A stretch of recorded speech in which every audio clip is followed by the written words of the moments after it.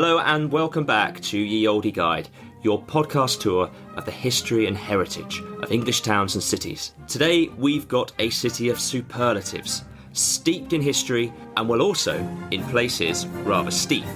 Today we're visiting Lincoln. My name is Liam McGrath and I'm delighted to introduce my co-host Daniel Gooch. So Daniel, what did you make of Lincoln on our visit? I thought it was a great city, lots of heritage, lots of fantastic old buildings, which I'm really looking forward to discussing.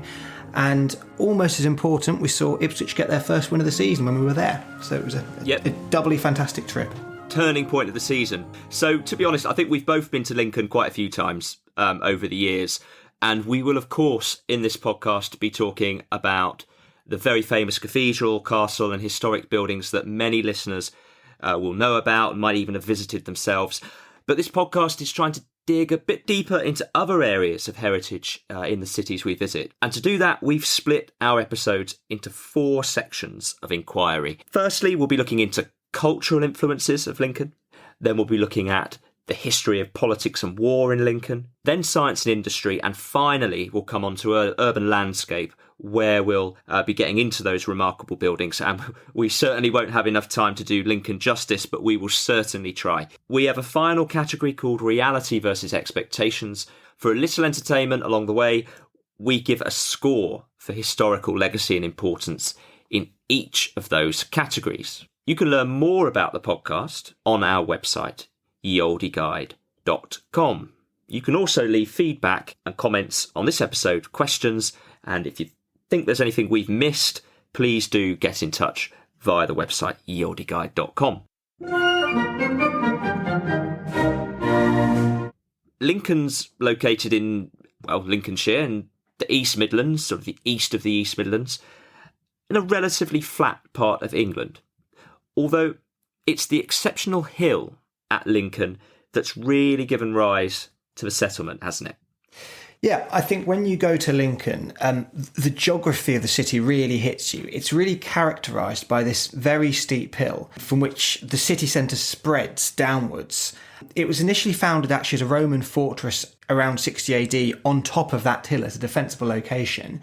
And then later as a Roman colonia, which was a centre for retired soldiers around 85 AD.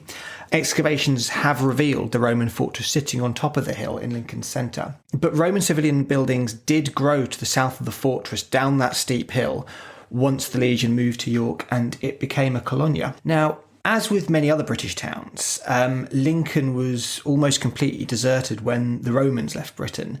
It was later resettled by the Vikings. They probably only occupied the top of the hill at first. Lincoln remained under Viking control and became a burh, or a fortified town, under their occupation. And by the time of the Norman conquest, Lincoln had become one of the largest settlements in England. It had then an important mint, a key commercial centre, and about 1,000 houses. And it became the centre of a bishopric in 1072, which really reflected its importance at the time. Following this, Lincoln grew to be the 3rd largest city in England by the 13th century, but it gradually lost its regional prominence to the nearby town of Boston. And it became, again, a bit deserted by the 15th century as its regional and its national importance declined.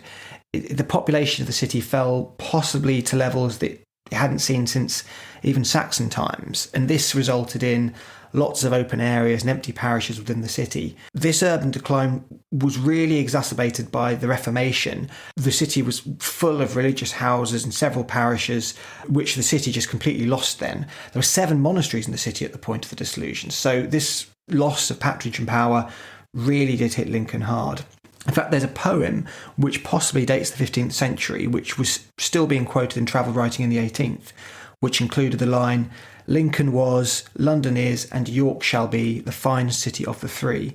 And this gives you some idea of the popular image of pre-industrial Lincoln as a great city of the past, but not at that time of the present. However, there's a happier ending to it as Lincoln rose again in the 18th century, thanks in part to agricultural expansion in the region around it, but also to its connections to the burgeoning canal system that wove its way around Britain. The city later became a cultural centre and it underwent a massive population increase from 4,500 in 1750 up to 60,000 in 1911, which is not all that far off what it is in the present day. And modern Lincoln is today a major tourist centre, and for reasons I think we will cover in more detail later in the podcast. So today, Lincoln, we're left with city, a bit under 100,000 population. It's the central city of Lincolnshire, which is relatively sparsely populated county, a large county. And I'd say we're left with this legacy of a well-preserved medieval centre, which is very easy to walk around, an absolute pleasure to walk around. And we'll be coming back to talk about some of the buildings in that urban landscape. Let's now go on to our first category.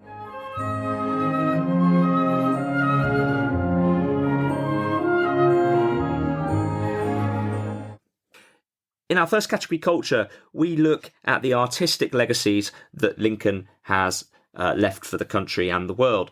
Just to get it out of the way, because we always talk about this, we're going to start with the cloth trade. Yeah, have we had an episode where the cloth trade hasn't come up?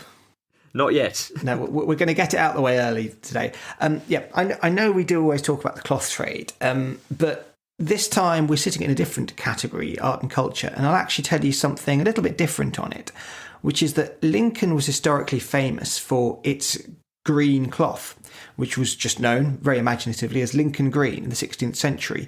This was made from blue woad and yellow weld, and most famously it was associated with Robin Hood. If you think of the traditional image of Robin Hood, it's Lincoln green that he's wearing.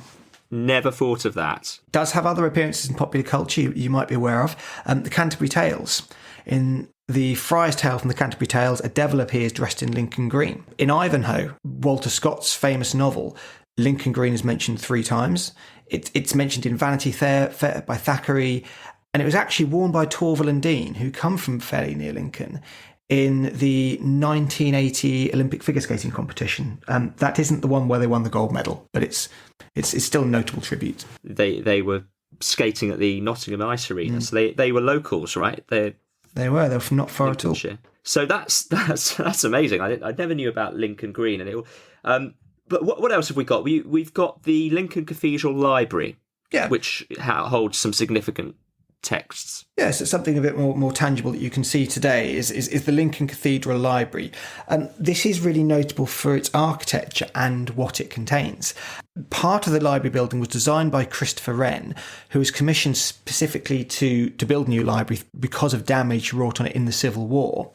It holds several really important books. It holds texts from the Venerable Bede, whose name might be familiar to you. He was a 7th century monk and one of the earliest English historians.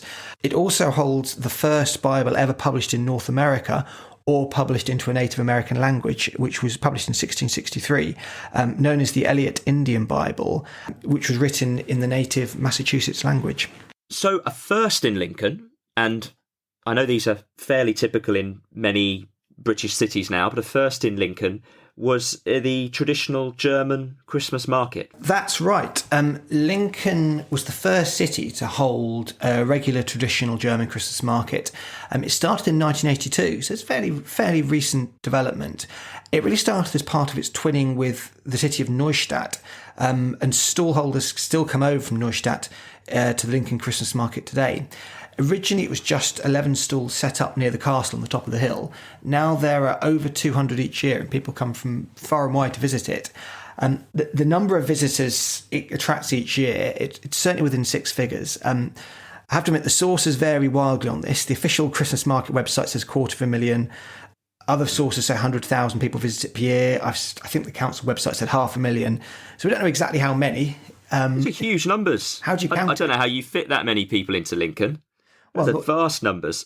nor do I, or how you'd actually count that. But whatever it is, it's certainly a major attraction every Christmas. So for all our listeners from outside the UK, we just love a German Christmas market over here. We just love the wooden huts and the bratwurst and the beer and the Christmas music, which is generally British. But we just love it. Every town has one now. Yeah, Seems that way. Certainly a major thing in all cities in England today, and Lincoln was the first. In this country, obviously, not in Germany. Yeah. They've been doing them a lot longer. Lincoln doesn't get that much credit. Brilliant. So is there any other sort of cultural buildings that we should mention? I'm going to have one here. I'm going to inject a little bit of personal interest into this. There's something called I think it's just called the grandstand. It's just kind of on the periphery of the city centre. What this is a preserved grandstand built in 1897, so very old in stadium term, modern stadium terms, from the old Lincoln racecourse, which closed in 1964. Now, there had been racing since 1727, and I think the stand, which is really well preserved and Grade 2 listed, is now used as a community centre, so there's still some use coming out of it. One quite peculiar point is there is a road, the A57, which goes right up in front of the stand. And you might think that's a modern development, but actually the A57 ran between the stand and the course while races were still being run there. They used to have to close off the road and divert the traffic during races. Wow. So very interesting thing to see today. That is. Now, I also have to point out that we couldn't get through an episode, could we, without mentioning some kind of sporting historical stand, it seems. If there's podcast bingo, it's ancient sporting infrastructure and the cloth trade. Yeah. Or so it seems. One day we'll mention neither. We'll have to find somewhere. Well, let's do the scoring for this category culture then. Yep. Who's going first? I'm happy to go first. I think we've got through that quite quickly. There are some interesting little anecdotes there, but I think it's a real pity there isn't more to say about Lincoln. The library's texts are certainly important, and the Christmas market is an interesting first for modern British culture. Christmas markets have a much longer tradition in German-speaking parts of Europe, back to the Middle Ages. But this is still important for British cultural history. There are, as we said, large Christmas markets, particularly under the influence of Frankfurt, springing up in all major cities, really starting in the late 90s. Even so, it's still not a great showing in this category from Lincoln, particularly for a city which has had, as we're going to see in the next category, so much regional political clout for so long. So it's not going to be a great score for me. I'm going to give it a 1.5. Great. Yeah, I think that's right. And I will pretty much go along with what you say. I thought the Lincoln Green stuff was interesting, and who doesn't love a Christmas market? So I will be giving Lincoln a 2. Okay. 3.5 out of 20 overall for Lincoln.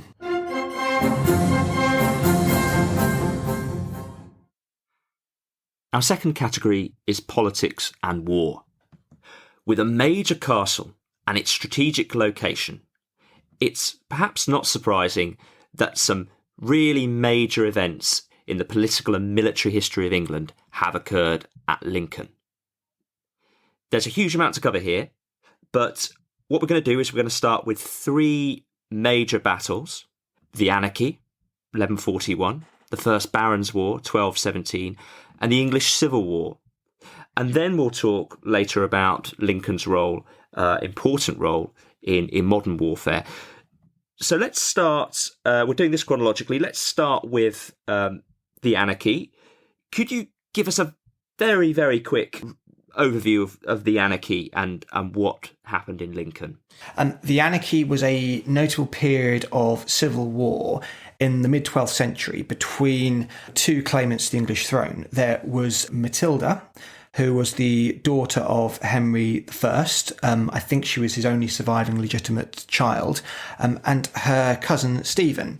Matilda was the legitimate heir to the throne, but Stephen essentially, I think you could put it as crudely as this, took the throne when her father Henry I died, and a major civil war ensued across the land. Now, the importance of Lincoln is that the Battle of Lincoln occurred here in 1141, and this really was one of the major battles of the Anarchy.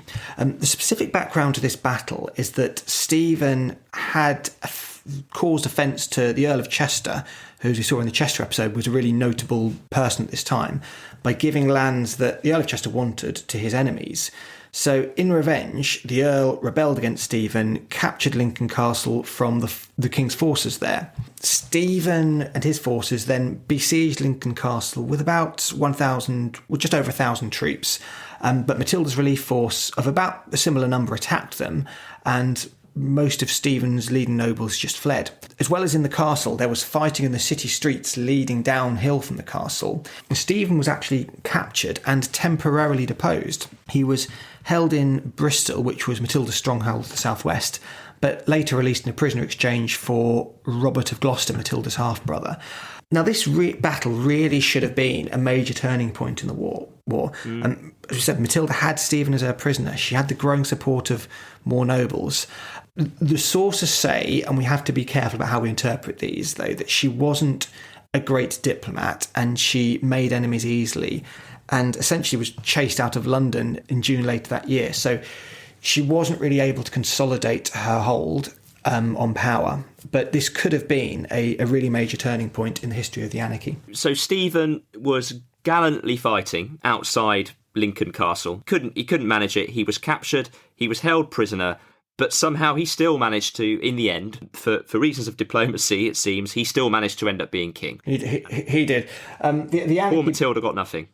Well, the anarchy concluded essentially with a treaty which allowed Matilda's son, the later Henry II, to become king after Stephen died. And he didn't die all that much later. So everyone was fairly happy about it. I think Stephen's son, who you might have think would have something to say about it, also died. So conveniently got out of the way. A hard world back then. So it's a hugely important battle outside Lincoln Castle in an era of sort of siege battles, I suppose, where Lincoln Castle would have been very difficult to take. Absolutely. I think sieges were a lot more common than full-scale battles in the Middle Ages. But I think that brings us on probably to our second Battle of Lincoln in 1217. It does, because yeah. That really was... Could you give us a bit of background to the second battle? This is the first Barons' War, but could you tell us how we got to this another civil war, this first Barons' War? The background is King John, who actually wasn't king at the time of the battle, but he is very relevant to this, lost favour with many of his leading nobles. He was militarily an awful king, lost huge amounts of land in France. And he was a horrible man, basically. I think you could probably say that. Unpleasant. Was rumoured to have murdered his own nephew. All those portrayals you see of him in Robin Hood have some basis in the sources, and probably in fact too. This led to a major civil war. And actually, John had died by the time of the Battle of Lincoln. But by that point, there'd actually been an invasion from the son of the French king, who of course had been fighting John and John's forces for years in France for possession of John's French territories.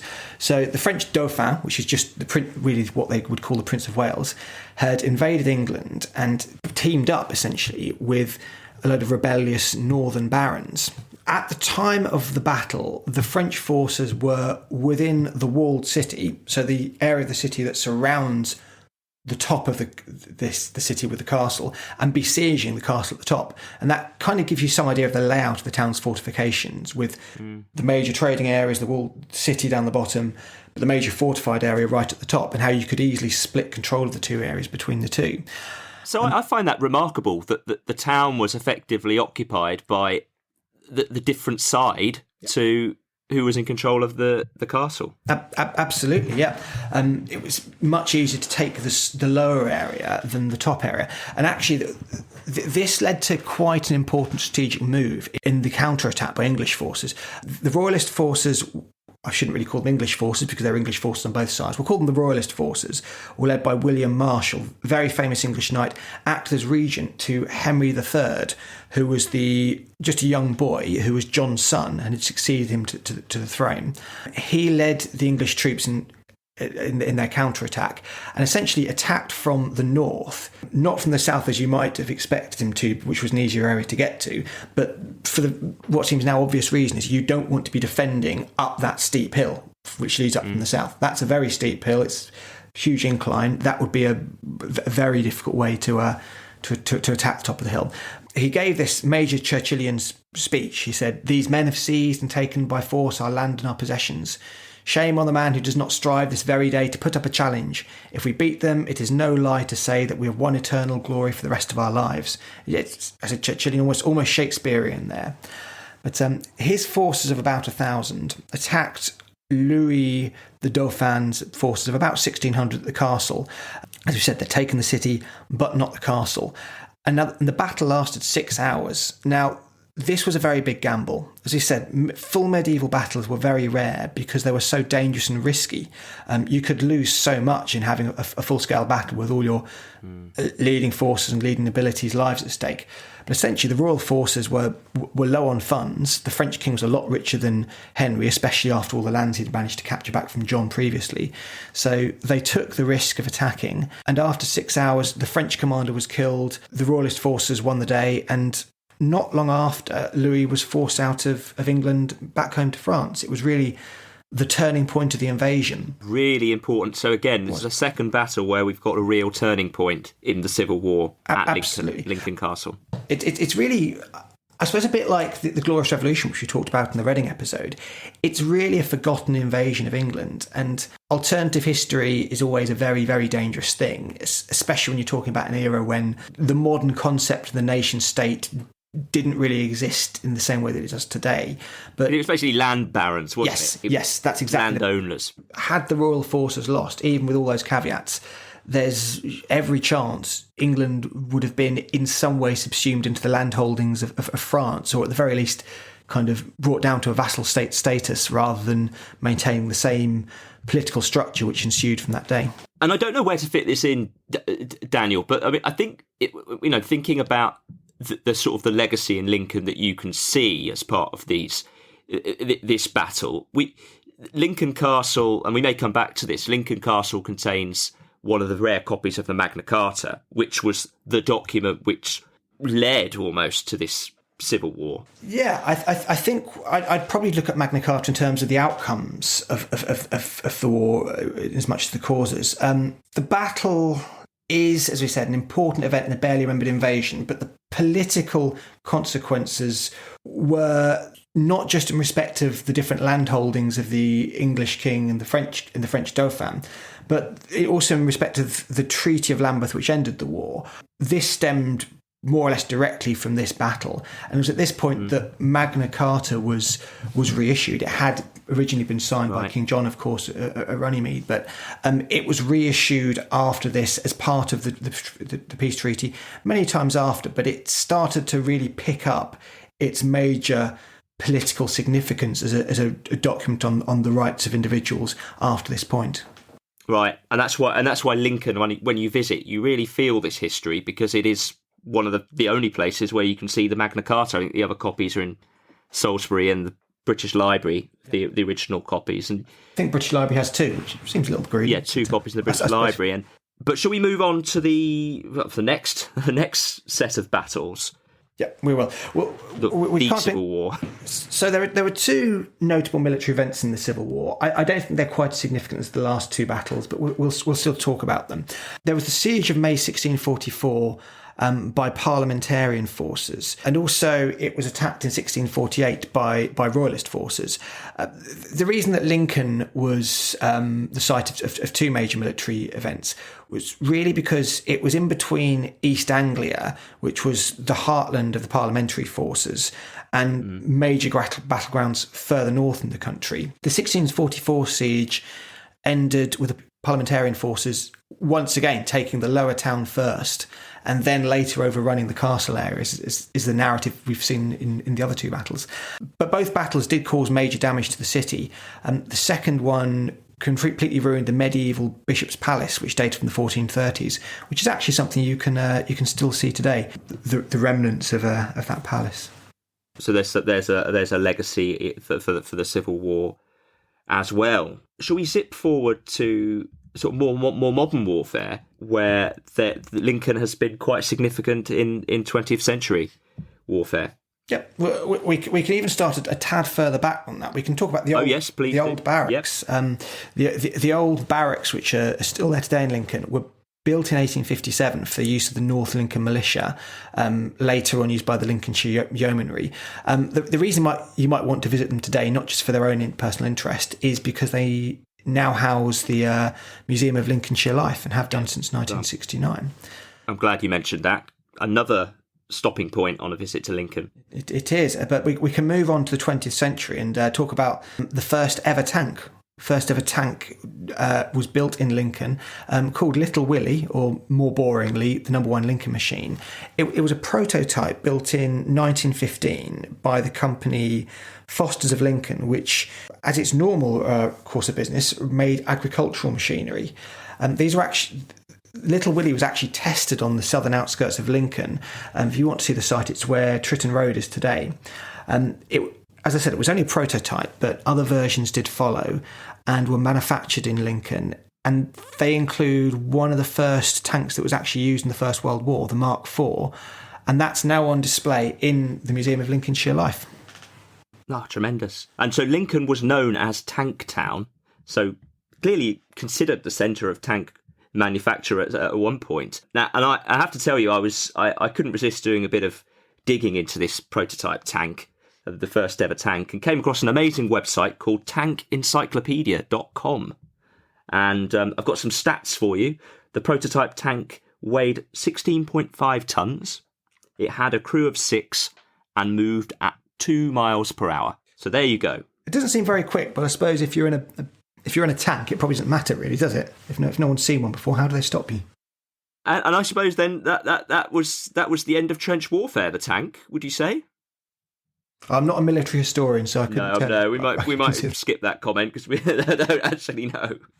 And as well as the tanks, of course, Lincoln was known as a centre for the Bomber Command, and that's memorialised today in a memorial within Lincoln Cathedral, but also the more recently opened the Bomber Command Museum, which has all the records of the losses from the bombers. And I think this was significant for Lincoln, as I understand it, because the bases around Lincoln, in particular Waddington, which is just on the edge of the city, had the highest losses in the Second World War. So it's sort of considered the centre of bomber command. I think 44% of pilots of those bombers were lost in the Second World War. It was the base where the first Lancaster bombers were flown. So you can visit that memorial and the museum today. So it's another thing to visit in Lincoln that relates to its political and military significance. And the interesting intangible legacy today, a bit of intangible heritage, I think is in the football club. I know there were plans a few years ago to paint a Dam Busters mosaic at the football ground, and I think the fans today even sing the Dam Busters theme because of the RAF heritage in the city. That's a fantastic little factoid. Well, shall we go on to the scoring then? Who's going to go first? Your turn, I think. You can have the honour. I think for me, this has got to be a high score. You've talked through 3 significant battles, or well, 4 if we count the 2 in the Civil War, but real turning points in the anarchy and the First Barons' War, and then a big place in modern military history as well. And what I really liked about Lincoln, and I tried to allude to this earlier, the presence of the Magna Carta, the presence of the castle, the layout of the town, you can really see and feel it today. Even the modern stuff, the tank in the museum and the Lincolnshire Bomber Command Centre. So for me, it's going to be an 8.5. I also have very positive thoughts. I mean, there are other things we could have talked about, as well as going into more depth about the battles there. We could have talked about the parliaments that were held there. There were, I think, 6 parliaments between the 13th and 14th century. Medieval monarchs used to stay there regularly. Henry II may even have undergone a second crowning there in St Mary's Guildhall. I think as an overall summing up, what I really loved about Lincoln is it's not just this fact that important military and political events happened there, but how much the urban environment of Lincoln, as you experience it today, invokes these events. You don't just feel this in all the preserved grand medieval architecture at the top of the hill, in the castle and the cathedral, but in the way that they're separated geographically on top of the hill from the city below. And you can feel, as you walk up that tremendously steep hill, just how crucial control of the city's summit must have been to battles, and just how hard attacking or defending up that hill from the rest of the city must have been. There is maybe a tad less to say directly on politics and on war, but as we said, I think the political outcomes of the military actions were huge. I mean, my personal highlight is that Second Battle of Lincoln, probably the most important event in a barely remembered invasion of England. As we said, alternative history is dangerous. Had the English royal forces lost, I think it's fair to say that the political direction of England could have been quite notably different. We talked about the reissuing of Magna Carta, the Treaty of Lambeth, which ended the war, which stemmed more or less directly from this battle, and I think you have to consider that a pretty major political legacy. So it's scoring very strongly in everything. I think it's going to be a 9 for me, which is possibly the highest score I've ever given anything anywhere, but I think it just deserves it for everything it's achieved in both politics and war, and how you experience and can really see that today. Wow, that's a massive score and a fascinating category. I really enjoyed that. Our third category is science and industry. And Daniel, you mentioned in the intro Lincoln was a thriving agricultural centre, but what sort of industrial legacy will we see in Lincoln? I'll give a brief chronology first of kind of how industry has grown up in Lincoln. It was initially a thriving river port in the Middle Ages, a bit like Chester was, which we spoke about in the Chester episode. This was where exotic items arrived for further trade at fairs or at markets. It did decline from the late Middle Ages onwards, when the wool staple, the right to collect taxes on wool, moved from Lincoln to Boston, but rose again in the late 18th century. This was thanks in part to agricultural expansion in its local region, but also to its connection to the canal system. And it became the cultural and market centre for its region, really. Later on, railways meant more industrial expansion to the east and the west of the city. At first, this was in the usual industries that we see in towns of this size, brewing, malting and milling. But later in the 19th century, you saw iron and engineering work set up, which leads to those innovations we saw in tank production later in the early 20th century. You asked about the legacy. I think I'll probably talk about two aspects here. The first is legacy of heavy industry. There's plenty of remaining Victorian and Edwardian warehouses and industrial buildings around the river towards the south of the city down the hill. One of my personal favourites is the former St Mark's railway station building, which is now part of a shopping centre.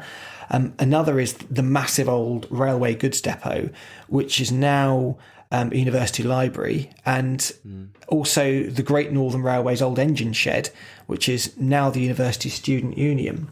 And I think you've got to give credit for the way those buildings have been restored as well. You have. Presentation today. It's been done in a great way, and I think restoration of buildings in this way adds so much more character to the functions that are contained in there. You've also got another legacy, quite a specific one, is windmills. There used to be loads of windmills in Lincoln. I think there were 9 at one point in the 19th century, which formed quite an incredible skyline. Now only 2 survive, but it's still 2 more than most cities would have. You've got Ellis's Mill, which was built in 1798, which is right near the centre of the town and was restored in the 70s by a local group. And it's fully working and producing flour today. As well as that, on Princess Street, you've got the Tower of Crown Mill, which is the second tallest windmill in the county of Lincolnshire. So you really do have, even away from the main touristy area that everyone goes to Lincoln for at the top of the hill, a really interesting industrial legacy to take you away from there and see another side of Lincoln's history. I mean, everyone loves a good windmill. And I believe the Ellis Mill has open days. Go in there and see the inner workings of a windmill. Absolutely fascinating. A fully working windmill, no less. Produce some wholemeal bread. Excellent. And what we also like to do in science and industry is celebrate particular individuals from a town that have made a major contribution.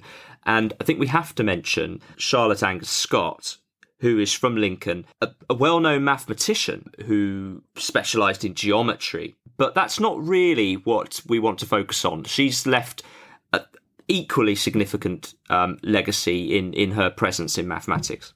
She has.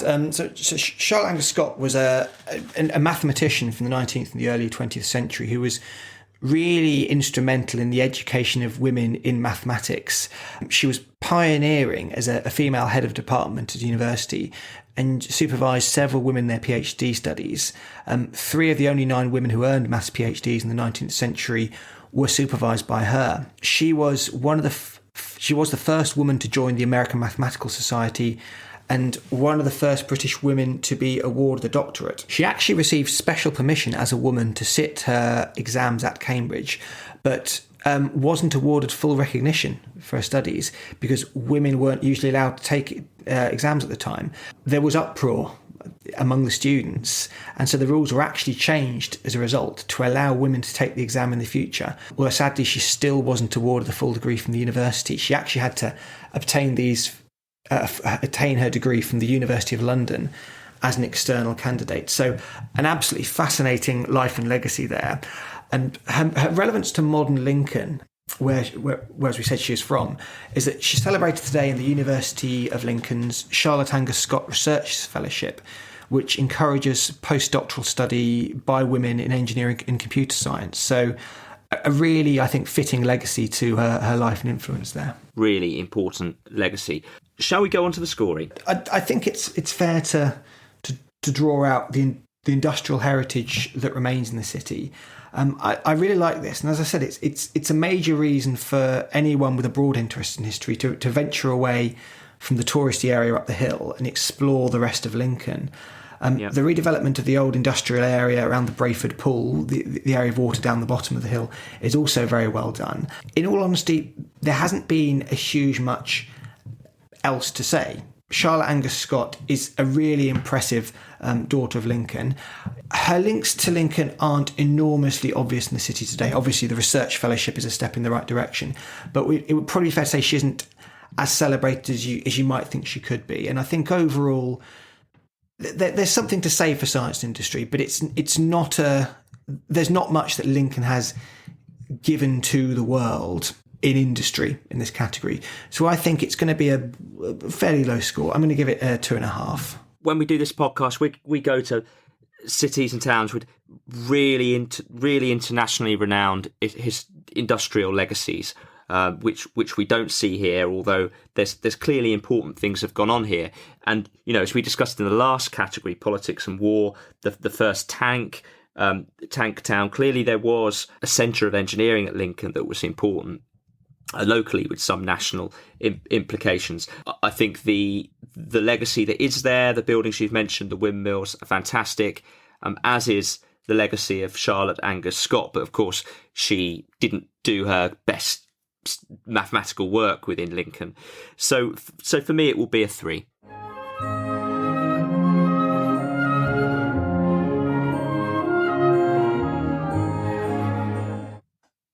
In our 4th category, urban landscape, superlatives abound in Lincoln.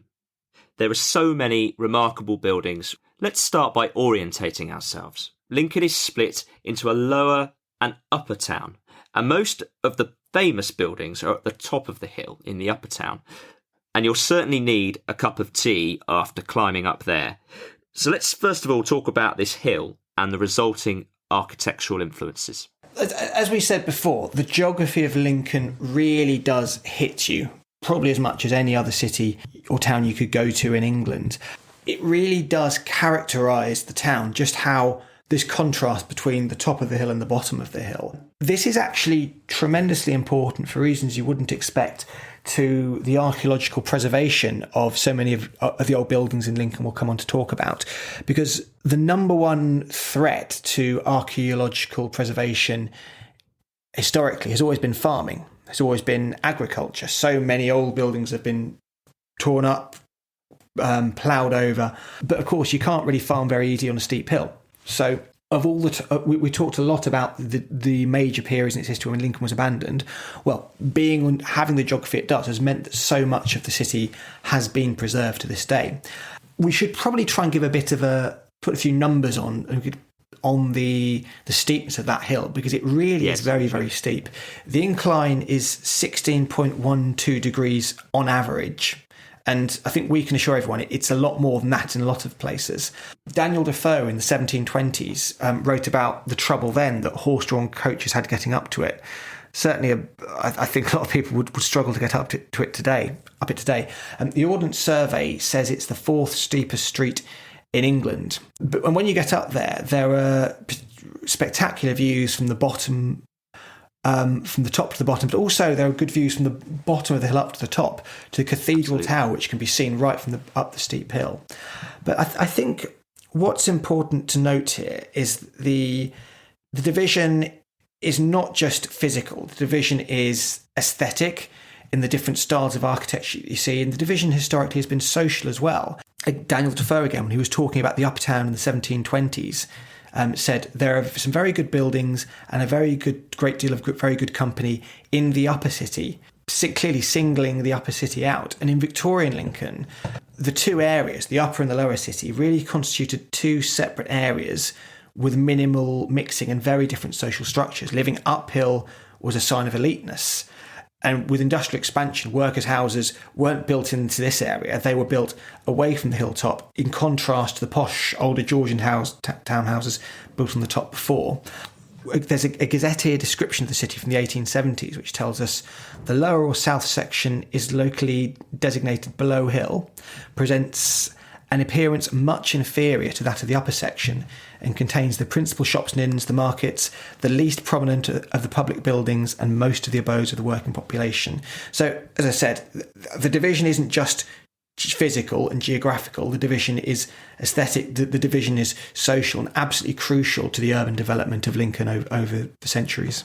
That's right, and it's sort of still there today, isn't it? Sort of the chain stores and modern shops are at the bottom of the hill, and the sort of independent but tea rooms and restaurants and independent shops are at the top. So let's talk about some of the buildings at the upper section, if you like. I think we have to start with Lincoln Cathedral, which just it's awesome cathedral building.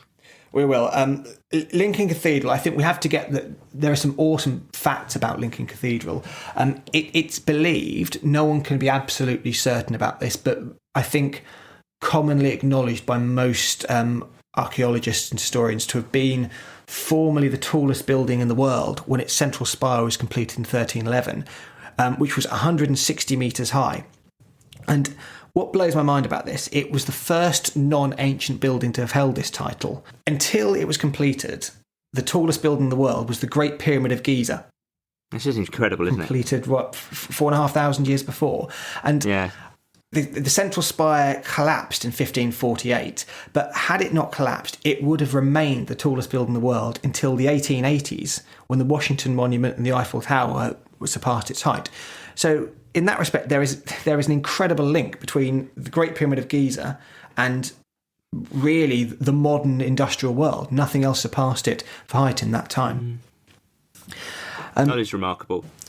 Absolutely. And let's talk a bit about. Should we talk a bit more about the cathedral itself? Some of its architectural features. Doesn't currently have any spires on any of its three towers, but it previously all three did have towers. But it's still an incredibly impressive building. It's built high up in a prominent location, which is very common for cathedrals, and as we said, explains why so many cathedrals survived the ravaging of farming at points when they were abandoned. It's built in the early Gothic style, but you can divide its structure really into three architectural periods. The west front is Norman, the towers are 14th and 15th century, and the library and cloister walks, as we mentioned, were added later in the 17th century. One interesting little thing we can see in Lincoln Cathedral is the Lincoln Imp. In one of the stone carvings. It's just a little carved devil. Local legend is that the devil sent it to the cathedral and it was turned to stone by an angel, but it's actually become an unofficial symbol of the city. Lincoln City Football Club has the nickname the Imps, and the Imp is the design on their badge after this. And that's just one of many quite astounding architectural features of this cathedral. I mean, what springs to mind are the rose windows, the spectacular vaults across the top of the cathedral, and the detail of the Gothic style, as well as its sheer scale. So I think it's one of the largest cathedrals in the country, possibly the fourth largest by floor area. Episode 1 of the podcast, we talked about this. We did. I think we did a short quiz on it. And another thing I'll mention briefly on the cathedral is famous people buried there. Eleanor of Castile She was wife of Edward I, who is probably most familiar as the baddie from Braveheart, the king in that. She died near Lincoln and was partially buried in the cathedral. Edward famously set up 12 Eleanor crosses on the route of her funeral procession from Lincoln to London, which ended at Charing Cross. There's a myth, which you might have heard, that the name of Charing Cross comes from the French Chère Reine, meaning Dear Queen Cross. Which isn't true, but the name Charing is older, but the cross part of the name certainly does result from that. Her tomb does survive in Lincoln Cathedral, but the effigy on top is a 19th century replacement because the original was destroyed in the 1600s, but certainly probably the most famous figure that's buried in the cathedral there. And I mean, the cathedral's a great place to visit, and for a long time it housed the Magna Carta, but that's now over at the castle, which I suppose brings us on to the other hugely prominent building at the top of the hill, a Norman castle built by, presumably initially by William the Conqueror. So William must have come over and said that's a good location for a castle on top of a hill. The crossroads of these Roman roads that you mentioned at the beginning, Fosse Way and Ermine Street. But what are the notable features of this castle? Because in some way, I mean, it's a very large castle, but it's got some really quite unique features. Yeah, to give us a short history of it, you're right. The oldest parts were built by William the Conqueror in 1068, and he actually destroyed an awful lot of the houses in Lincoln in order to build it. Initially, he built it inside the enclosed Roman city, which still had defensible walls, which is quite an incredible link to the Roman past there. The present-day castle area was the inner bailey, whereas the rest of the city formed the outer bailey. You're talking about defensive walls here. So the castle complex was much bigger than you would imagine it by looking at it today. You had the inner defensive wall around where the current castle is, and a much bigger defensive wall going around kind of the city on top of the hill. It also has quite a lot of 19th century additions, an inner gateway, court buildings, and it still has an administrative function resulting from those additions today, with a court as well as a fantastic museum you can visit and see that original copy of the Magna Carta. I mean, this is what I love about Lincoln Castle. I mean, the museum is great. You've got so many elements to it. You've got the medieval fortifications. You've got the ability of the Magna Carta, but also I like the fact that you can just wander in there. I mean, you have to pay to go into the main museum element, but you can just wander into the bailey of the castle and be within the walls. I mean, it's absolutely astounding. Absolutely. And the area around the castle and the cathedral, it's a lovely little area. It's a great area to hang out. There's a market. Lots of old buildings containing restaurants and shops. But we're going to go down the hill a bit towards the lower town. And I think the next building we absolutely have to mention for its fascinating history is the Jew's house. It's notable as one of the oldest houses, domestic dwellings in England. It was owned by Jewish residents until Jews were expelled from Lincoln in 1290. And there was a medieval synagogue in the Jews' court next door to the Jew's house. I think it's very important we put this all in some historical context. There were Jews living in England in the 13th century, but there was anti-Semitic hysteria whipped up in Lincoln by a blood libel claim that a child there had been ritually murdered by Jews. And then in 1290, all Jews were expelled from England under the Edict of Expulsion, which wasn't overturned until after the Civil War in 1657. And it's believed that it's at this point the Jew's house was stolen from its Jewish owner. The expulsion of the population, which was really the culmination of centuries of anti-Semitism, including blood libels, forced wearing of marking badges, and segregation. So there's not a particularly positive history to this. There are only about 2,000 Jews in England settled in about 15 urban communities across England, and they were all expelled from the country at that point. To talk about the building itself, it has been continuously occupied since it was built. It was turned into a restaurant in 1973 and I think is now a bookshop. What's really important architecturally about this is such a robust building. If you think about the kinds of medieval buildings that survive, it doesn't tend to be your run-of-the-mill domestic dwellings. It tends to be the grander buildings because they were built to such a higher architectural and building standard. Tends to be religious buildings, doesn't it? Exactly. You don't normally get dwellings surviving. Exactly. And we talked in the Bath episode, I think, about Georgian architectural methods meant so many of the run-of-the-mill buildings survive today from that era. The Jew's house is kind of the exception that proves the rule for the Middle Ages. This was an ordinary town building, but made of stone to a high standard, not just wooden wattle, and has survived to this day as a result. There are some similar buildings in Southampton, York and Bury St Edmunds. But also there's another one in Lincoln. In Lincoln, the Norman house nearby was built in the late 12th century and is another incredibly rare surviving example of a Norman domestic building. So if you want to know more about domestic dwellings, about residential accommodation in the Middle Ages, you can't really do better than go to Lincoln. And now we said we would struggle in this section to cover everything, and the upper town is replete with fantastic buildings. We're going to come down towards the lower town now and talk about the Lincoln Guildhall and the High Bridge, which are important buildings in the lower parts of the town. The Lincoln Guildhall, built on the site of a Roman gateway, is the centre for local council meetings. It's been the centre for local council meetings since the 13th century in the chamber above the gateway, and is still used today for that purpose. Talk about the High Bridge. The High Bridge in Lincoln is the oldest building in Lincoln, the oldest bridge in Lincoln, which still has buildings, built in the mid-12th century, restored in 1902. It's one of the oldest masonry arch bridges in the country, and the only one which still has a secular medieval building on it. So we talked in the Wakefield episode about the bridge chapel that's in Wakefield and a few other places. Very rare here to have a secular medieval building built on top of a bridge. And I mean, we are running out of time a bit, but I think we do have to mention it's got the odd Roman structure as well. It has. I'll talk. The Roman structures. We'll pick out the favourites there.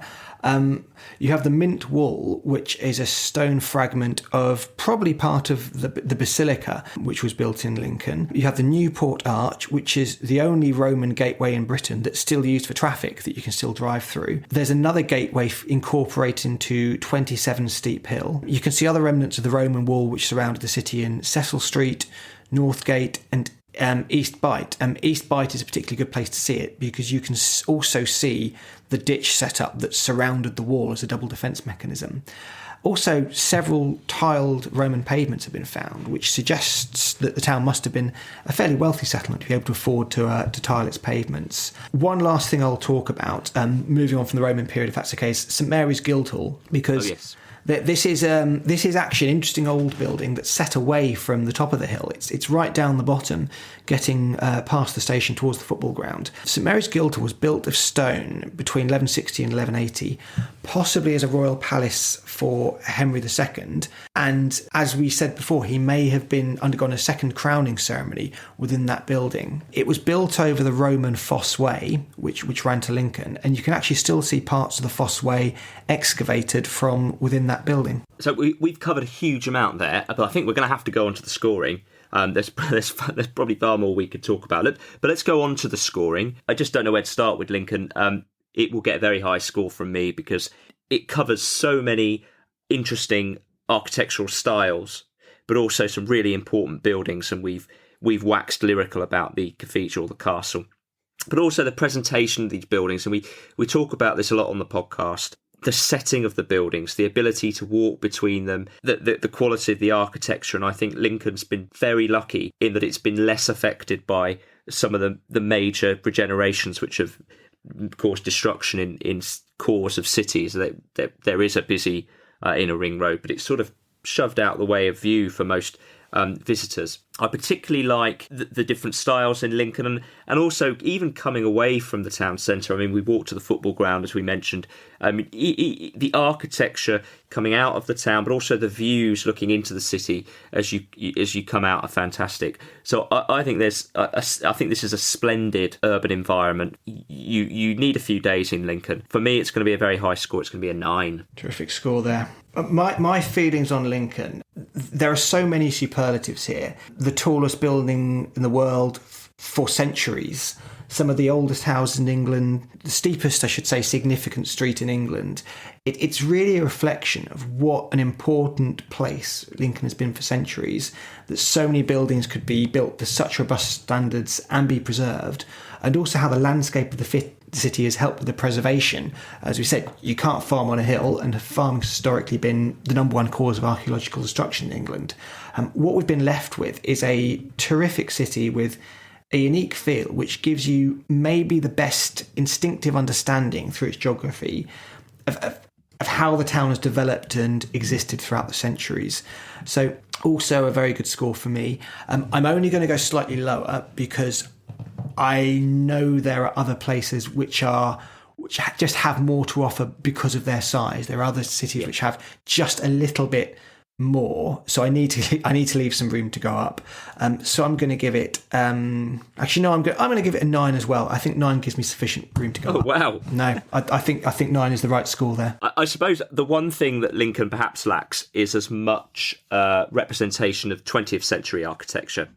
So what you have got, it's done very well. We mentioned in Science and Industry the quality of the reuse of the industrial buildings towards Brayford Pool, and you've got the modern university buildings. But generally, I think there's a building called there's the Modern Archaeology Museum, the collection. But generally, there's not many examples of 20th century architecture that's notable. It's less represented in the modern era, but I suppose that reflects the periods of growth.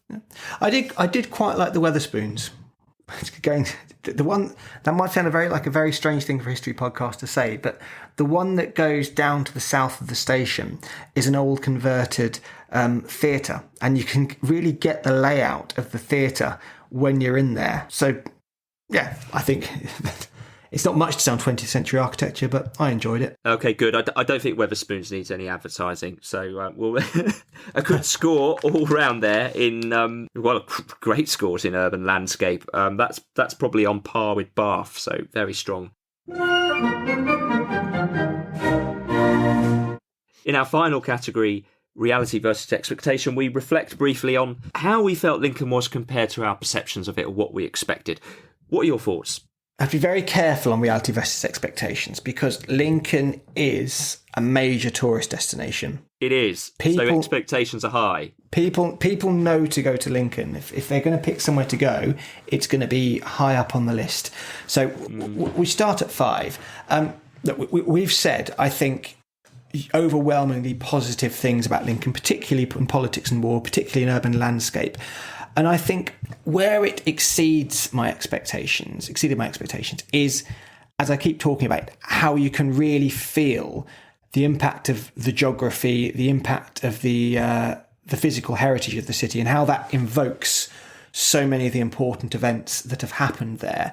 I think that is probably the one thing that really impacts you that you can't really prepare for before you go. I suppose the one thing that that rose me back a little bit is that there weren't, in researching this, many surprises.